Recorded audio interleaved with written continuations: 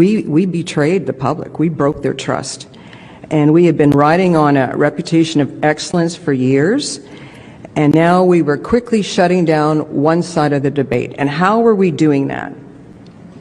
We branded the doctors and the experts the CBC chose that we used in our stories. We branded them as competent and trustworthy, and those who questioned and challenged the narrative were portrayed as dangerous and spreading disinformation.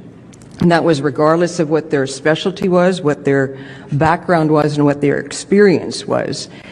And I just also want to sort of give you a window into how this affected me personally. As a veteran journalist, I had solid contacts in the community. I had people calling me with stories. So I was seeing and I was hearing and I was absorbing all their stories of suffering and pain, and they were sharing them with me. And these stories weren't being told. Some of those were from the vaccine injured. Some were from people who had lost their job because of their vaccination status. Those whose families had been blown apart and they'd been ostracized. University students who were depressed over repeated lockdowns and mandates. And parents who were calling me that were agonizing on whether they should vaccinate their child or not. So all these stories were sitting inside of me, they were left with me, and I felt the crushing burden and the weight of their truth not being given a voice.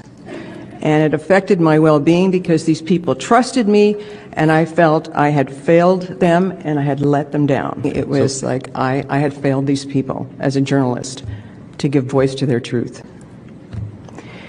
So I had witnessed in a very short time the collapse of journalism, news gathering, investigative reporting, and the way I saw it is that we were in fact pushing propaganda. And to define propaganda, it's information, ideas, opinions, or images that give one part of an argument, which are broadcast, published, in order to influence a person's opinion. And mental health workers have their own definition of propaganda as manipulative persuasion in the service of an agenda.